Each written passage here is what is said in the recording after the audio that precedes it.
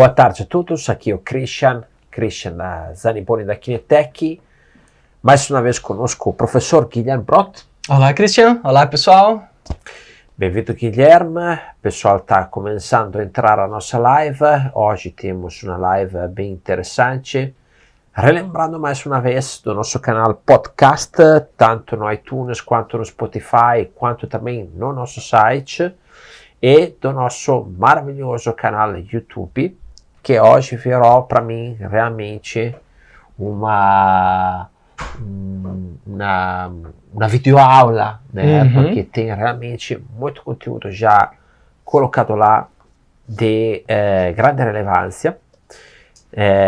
Teve o prazer de conhecer alguém que nos segue nestes dias na minha viagem que eu fiz pelo estado de São Paulo. Encontrei alguns engenheiros, fisioterapeutas e médicos que acompanham o nosso trabalho.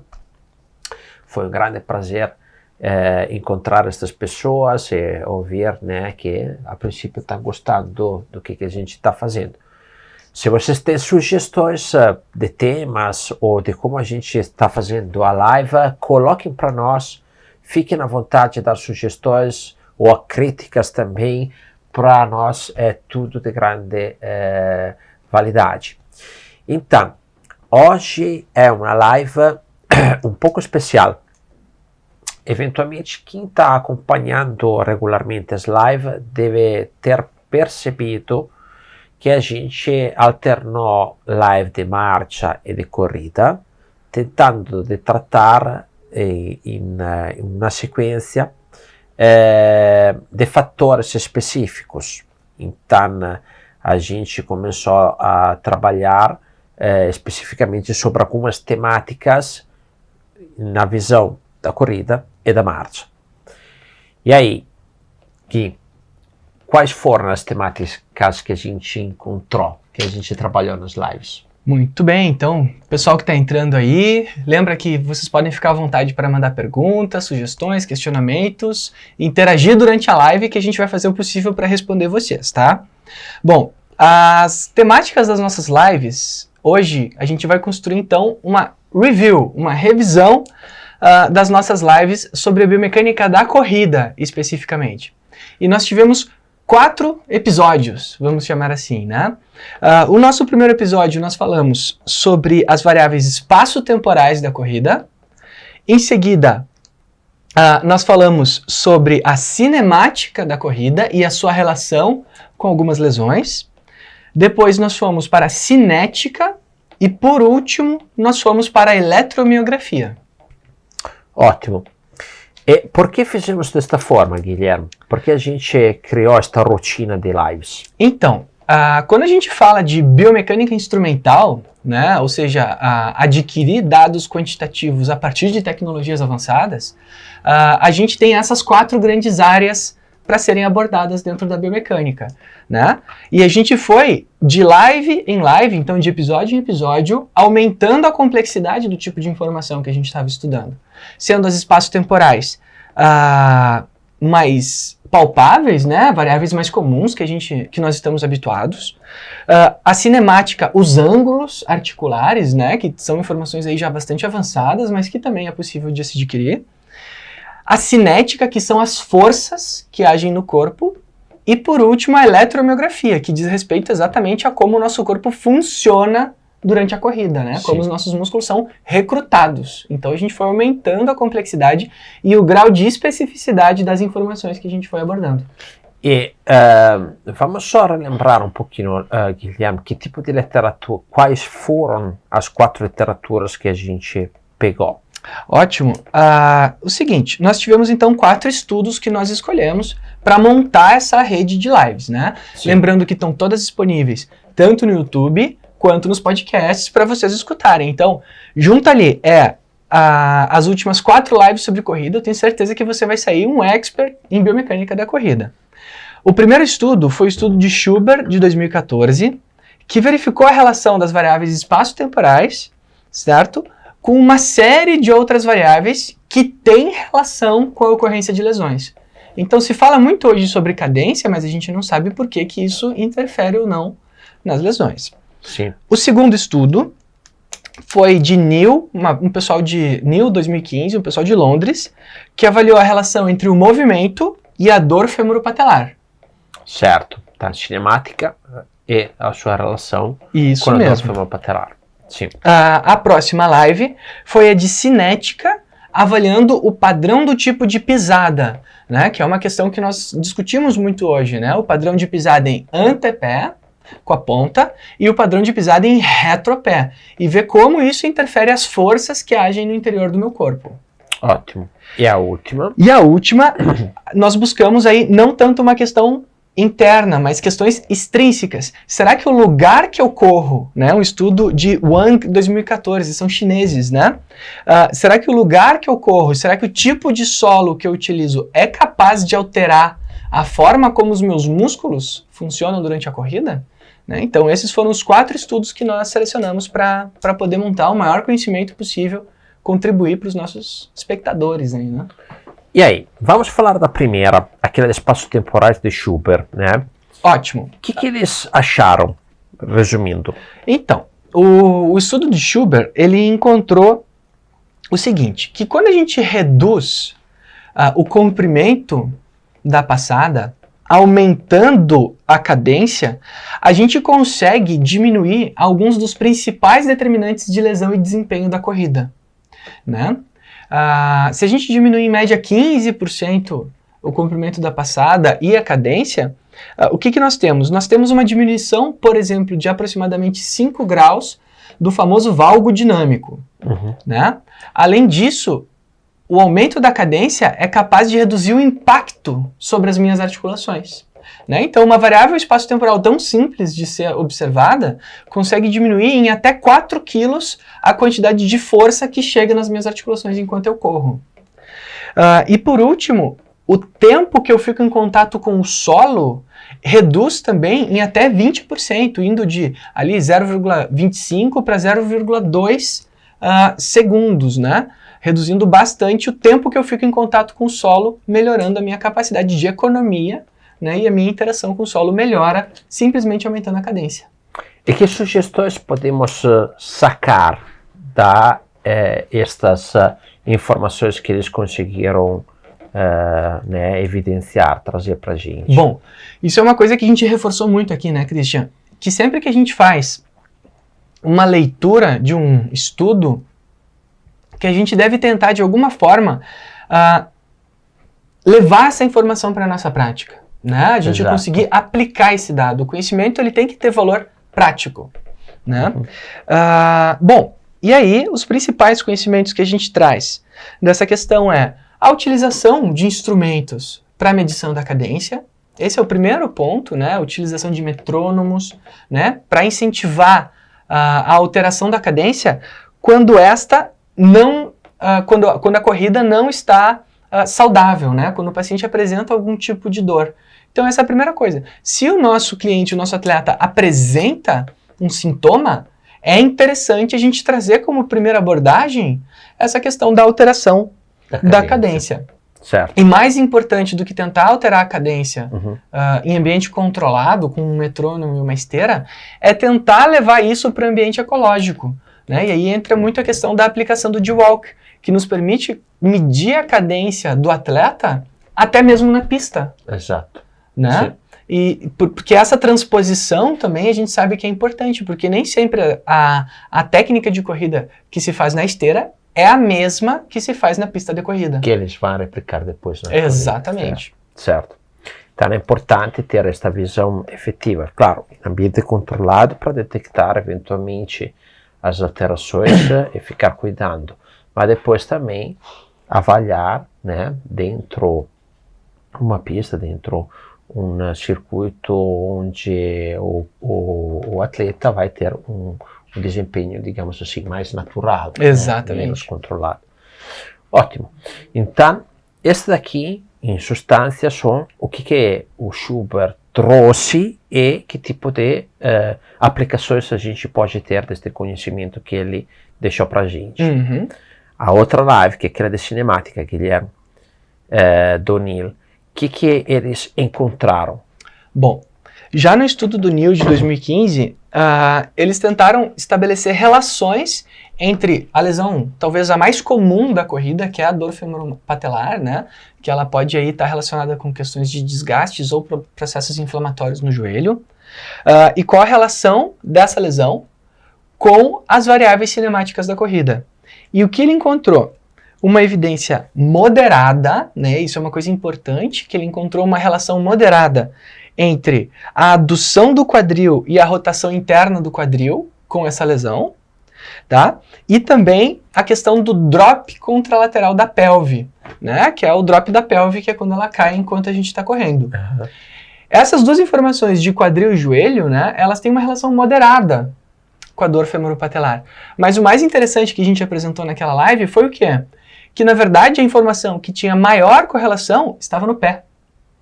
Né? E que o pico de eversão do tornozelo, ou seja, o quanto o tornozelo gera de eversão durante a corrida, é o que apresenta maior correlação com esse tipo de lesão. Certo, muito interessante.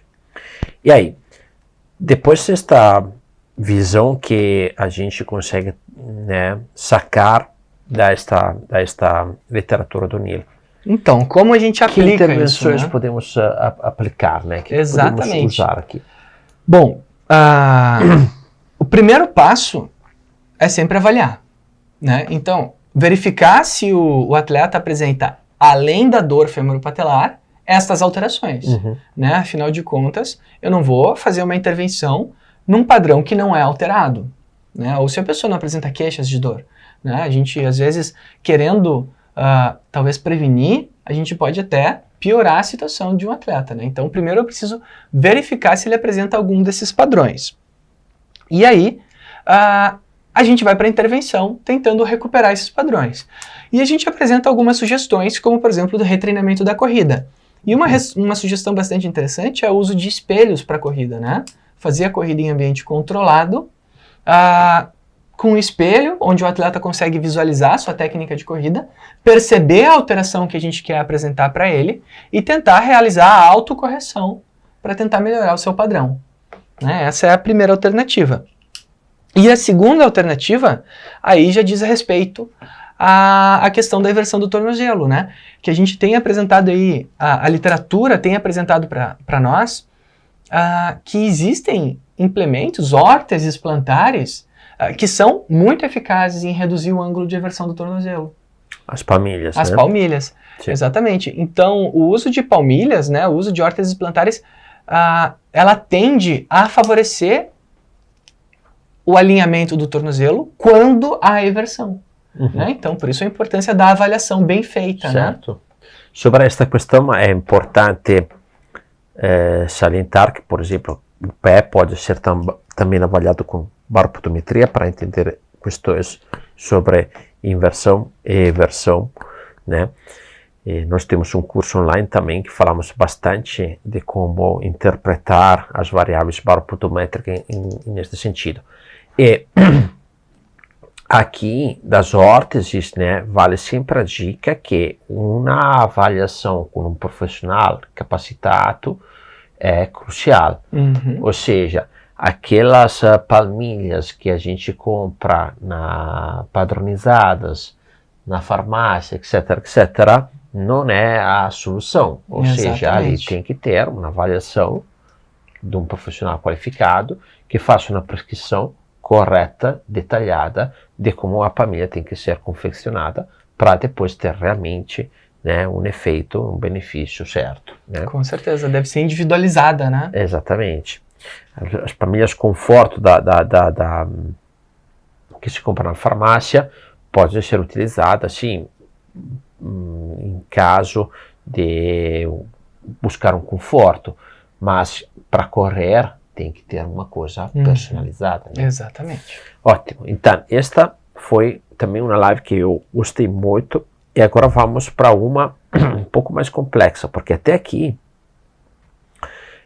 esse tipo de investigações aqui, com uma câmera ou com um acelerômetro ou com um baropodômetro, a gente consegue detectar algumas das variáveis que estas duas apresentavam. As próximas já entramos em aspecto um pouquinho mais avançado. Complicado, porque o olho aqui não consegue enxergar alguma coisa, né? Isso mesmo. Então, esta live da cinética de corrida e do tipo de pisada, né, do Wilson, o que eles encontraram aqui, Guilherme? Então, antes de entrar na live da cinética, eu já vi que está tendo interações aí, né? Dani, o que nós tivemos? O Eduardo Bust comentou aqui para nós. Eduardo. Grande Eduardo. Ele comentou: pessoal, vejo que uma autocorreção é bastante complexo. Pensando que esse corredor tem aquela determinada característica por meses ou anos. Alterando essa mecânica pode ocasionar outros problemas. Com certeza, Eduardo. Com certeza. Isso aí. Então, Sim. toda a intervenção de técnica de corrida ela deve ser feita com muita cautela. A gente traz essa informação naquela live sobre a cinemática de talvez iniciar com pequenos fortalecimentos ou ganhos de mobilidade e flexibilidade para tentar gerar uma alteração natural. Mas, com certeza, tudo deve ser feito de forma muito progressiva. Talvez o Eduardo estava se referindo à questão do feedback do espelho, né? Certo. Exatamente. Sim. Mas esta questão do incremento, decremento progressivo, aquela live dos espaços temporais é bem detalhada, né? Ela fala bem esta questão que, por exemplo, com 15% podemos ter 15% de mudança da cadência, podemos ter uma melhora muito significativa, mas que tem que acontecer, né, com uma evolução. Eles deram até semanal, né, uma avaliação semanal de 5 em 5%, uma coisa bem gradativa. Sim. Ok, ótima sugestão ali do Eduardo. Aí, a cinética, voltando à cinética, né? Vamos lá. Sim. Nesse estudo de cinética, né, que são as forças que ocorrem no interior do nosso corpo, e também a força de reação do solo, que ocorre em resposta à interação do nosso corpo com o solo, eles avaliaram, então, o padrão de pisada. O padrão de pisada em antepé, então corredores em antepé e corredores em retropé. E o que você viu? Que a corrida em antepé, ela tende a diminuir em até 10% as forças de contato, né? E isso é interessante. As forças de contato, bone to bone, osso a osso, que são as forças internas do nosso corpo. Então, não é uma diminuição só do que acontece do lado de fora, mas o interior do nosso corpo responde com diminuição dos impactos internos nas minhas articulações, né? E eles associaram ainda a questão da avaliação do padrão de pisada com a cadência. Né? Isso é muito interessante, porque eles trouxeram uma variável espaço-temporal para ver se ela influenciava agora numa variável cinética. Né? Então é uma relação entre as nossas duas lives. Por isso a importância dessa progressão na evolução do conhecimento. Né? E o que ele apresentou? Que a cadência também diminui essas forças de contato internas ao meu corpo. Um aumento da cadência. E ele chega no mesmo número que o Schubert chega no estudo de revisão dele, os 15%. Né? Que atletas que apresentam cadências até 15% maiores que os outros têm redução de até 10% dessas forças de contato internas ao meu corpo. Né? O que é bastante interessante aí de ser observado. E aí, sobre isto, que tipo de intervenções a gente pode pensar? Então, aqui a gente entra numa área delicada da biomecânica da corrida, né? Que é o padrão de pisada. Usualmente, não se recomenda alterações de padrão de pisada em atletas que não têm nenhum déficit ou sintomas de lesão. Tá? No entanto, quando se é apresentada alguma queixa, aí a gente começa a tentar utilizar de estratégias. A primeira estratégia vai ao encontro do que nós falamos na primeira live, é a cadência. Esse é o primeiro ponto. Tentando diminuir as forças de contato. Né?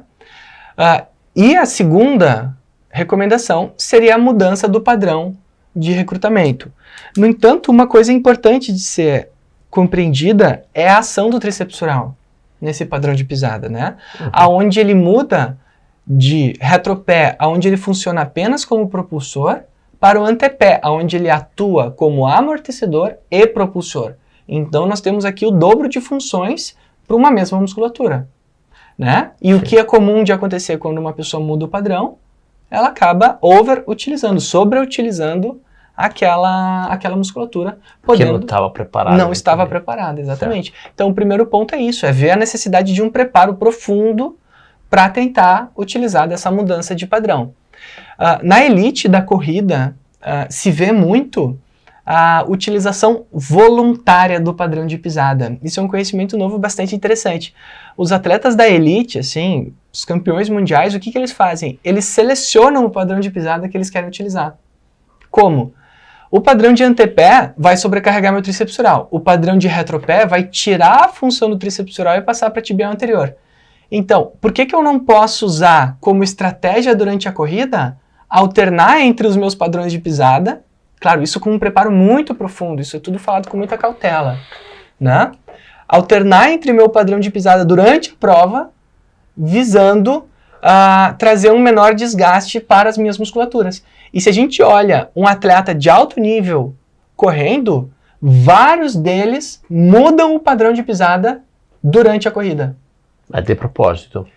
Se diz que eles não revelam, né? Mas o que tem se acreditado é que é uma mudança de padrão intencional, né? Afinal de contas, eles são elite. Sim. Tu me lembrou esta coisa que tu falaste de uma pesquisa que me contou o professor Jefferson Loss sobre ciclistas. Anos atrás, né? Eles coletaram ciclistas e aí pegaram os melhores ciclistas do Rio Grande do Sul, aquele que ganhava todas as competições naquela época lá, né? E aí eles estavam tentando procurar um padrão de recrutamento na pedalada, né?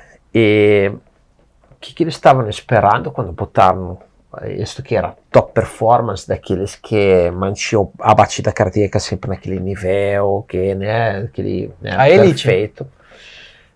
Quando botaram ele pedalar, coletaram os dados, daí, quando chegaram a processar, pum, um desvio padrão assim. E ficaram meses a quebrar a cabeça porque ele estava assim, né? E aí chegaram na conclusão que faz sentido, afinal acho que não conseguiram criar uma evidência sobre isso, mas a conclusão que eles chegaram fazia sentido, ou seja, a inteligência dele, né, a inteligência esportiva dele, chegou ao ponto que, quando ele começava a cansar demais o músculo, começava a utilizar outros músculos e aí variava o utilizo dos músculos em base ao cansaço. Ele nem se dava conta disso. Exatamente. E aí, isso para economizar, né, e poupar a questão ali do... São estratégias motoras, né? É uma estratégia motora que ele tinha desenvolvido inconsciente, né? Perfeito.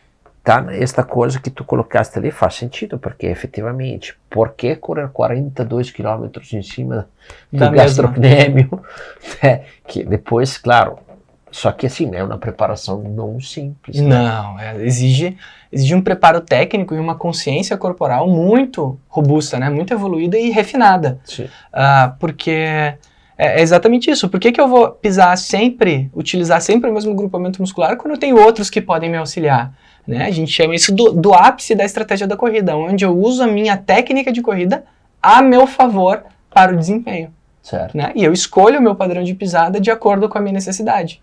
Isso é muito interessante. Saber que tem pessoa que consegue fazer é incrível. É incrível. Sim. Ok. Então, aqui tem outras sugestões que eles colocaram aqui, né? Falamos tudo. A questão mais importante ali é a questão dos fortalecimentos, né? E eu costumo dizer que no curso de saltos que a gente oferece várias estratégias para treinamento de musculaturas propulsoras e a avaliação de musculaturas propulsoras e estabilizadoras no nosso curso online de biomecânica do salto, né? Onde tem toda uma gama de exercícios e progressão para o treinamento dessas musculaturas para quem tiver. Tu viu que está tendo uma onda de teste de saltos? Estamos vendo ali nas mídias sociais várias pessoas que estão começando a usar o teste de saltos para avaliar, né? Acho que a cultura das avaliações ela está começando a ser implementada no Brasil, né? Ótimo. Ok, aí temos a última live sobre a eletromiografia dos nossos amigos chineses, o Wang, né? Isso aí. Que fizeram esta literatura sobre eletromiografia. O que eles encontraram, Guilherme? Então, esse último estudo, acho que foi o que teve mais interações, assim, o pessoal se interessou bastante, né? O estudo da eletromiografia de Wang e seus colaboradores de 2014, eles compararam 4 solos diferentes, né? Mediram a EMG, né? E aqui é importante retratar, tem que ser uma eletromiografia sem fio, né? Mais ou menos como a Kinetec oferece, em ambientes diferentes, né? O primeiro ambiente é no gramado, né? Na pista de borracha, Sim. e também na pista dura, que é a pista de concreto ou asfalto. Sim. E compararam esses 3 ambientes outdoor com a corrida em esteira. Né? Então nós temos aqui 3 ambientes outdoor e a corrida em ambiente controlado e os recrutamentos dos músculos tríceps sural, tibial anterior, o bíceps femoral e o reto femoral, tentando pegar os grandes representantes do nosso membro inferior. Relembrando que a amostra era extremamente uniforme, né? Isso era importante relembrar mesmo, né? Sim. Era pessoas com o mesmo tamanho de pé, com o mesmo tênis, enfim, uma série de padronizações. Com o mesmo padrão de corrida. Todos pisavam em retropé, exatamente. Então era uma amostra muito uniforme, coisas que só se consegue na China, né? Tanta uniformidade assim, né? Certo. E aí, nesta questão, eles estavam procurando como é que mudava o padrão de recrutamento ali, né? Isso aí. E o que eles encontraram? Então, eles encontraram que conforme a gente vai aumentando a densidade da pista, então, da grama para borracha, para pista de concreto, nós vamos aumentando o recrutamento da musculatura de reto femoral e bíceps femoral. Certo. Que são musculaturas, sendo o reto femoral uma musculatura amortecedora muito importante durante a corrida, então ele vai aumentando o seu recrutamento devido à necessidade de amortecer aquilo que o solo não amortece, né? Então é um impacto maior. O meu sistema nervoso central tem que ser mais recrutado. E também o bíceps femoral. Esse já vem como um auxiliar propulsivo. Então, por algum motivo, conforme eu vou indo desse ambiente mais macio para um ambiente mais denso, né, densidade do solo, eu aumento a necessidade do recrutamento das musculaturas propulsoras também de coxa. No entanto, o tibial anterior e o gastrocnêmio não tiveram alterações importantes. Então, essas musculaturas do tornozelo, elas não têm mudanças importantes conforme eu vou para o solo. Já a esteira, essa apresentou ainda um recrutamento ainda menor do que a grama, a borracha e o concreto, tanto para o reto femoral quanto para o bíceps femoral durante a corrida. E, novamente, na perna, tibial anterior e gastrocnêmios não tiveram alteração, comparando esteira com o ambiente outdoor. E como podemos aproveitar destes achados aqui? Esse estudo eu acho que é o que traz assim uma informação das mais interessantes assim de se quando você lê um artigo e aprende uma coisa diferente, né? Por exemplo, quem pensaria em usar o tipo de solo como instrumento de reabilitação de corrida? Né? É uma coisa muito incomum da gente pensar.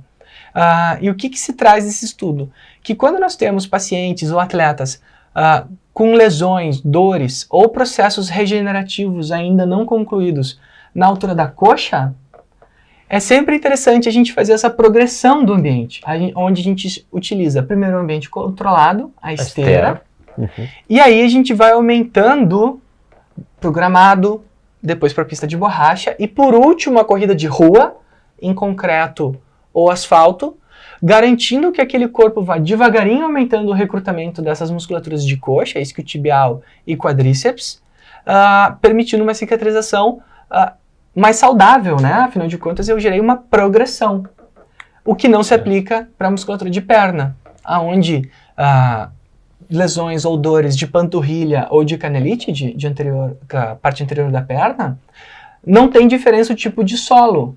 Então, aí a gente tem que nós devemos ser um pouquinho mais conservadores, né? Talvez investir mais no processo de reabilitação, garantindo uma melhor cicatrização, para aí permitir que o indivíduo volte a correr nos diferentes ambientes.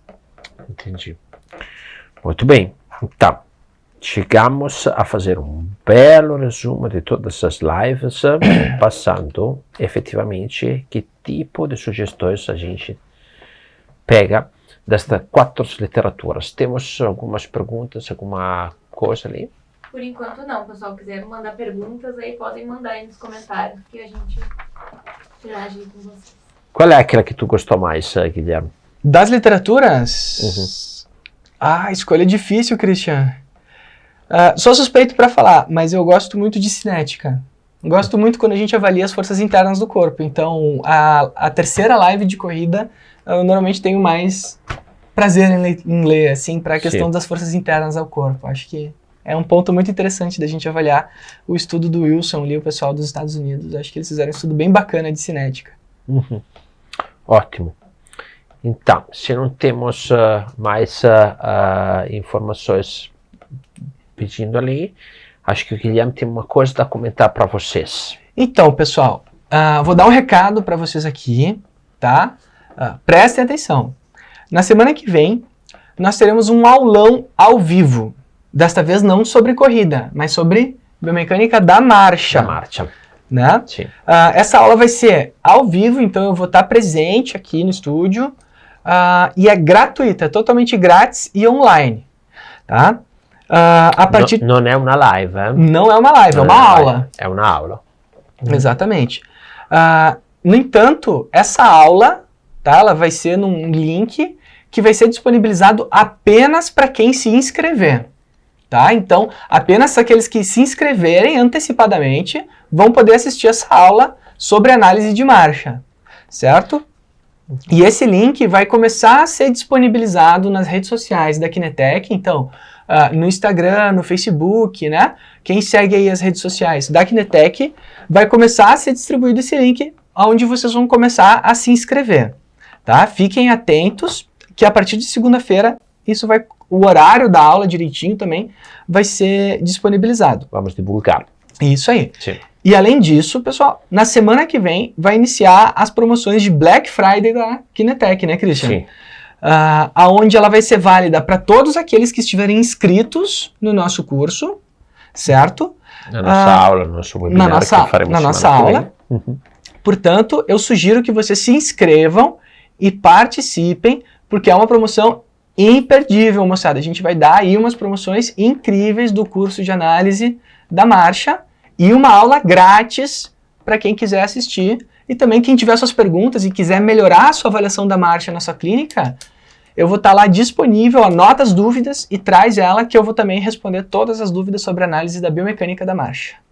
Então, a partir do começo da semana que vem, começaremos a divulgar um pouco mais este webinário, que será realizado em uma quinta-feira, né, à noite. Fiquem ligados nos stories, nas mídias sociais, que começaremos a divulgar bem e depois também disponibilizar o link para se inscrever. Só quem vai participar do webinário vai descobrir algumas surpresas lá, né? Isso mesmo. Ok. Alguma questão ali, Dani? Só uns emojis, palminha. Ok. Muito bem, então tá. Foi um prazer, pessoal. Mais uma vez, muito obrigado, Guilherme. Obrigado, Christian. Um resumo muito concentrado, sintético e prático para quem quer depois trabalhar com corrida, das literaturas que a gente trouxe nas demais lives que realizamos ultimamente sobre corrida. Então, semana que vem teremos esta semana um pouquinho especial com este webinário e também algumas promoções sobre o Black Friday. E semana que vem teremos depois, na sexta-feira também, uma live, né? Uma live onde falaremos de um resumo, esta vez, de marcha, das lives de marcha. Dá tempo de responder mais uma perguntinha? Sempre tem tempo para responder.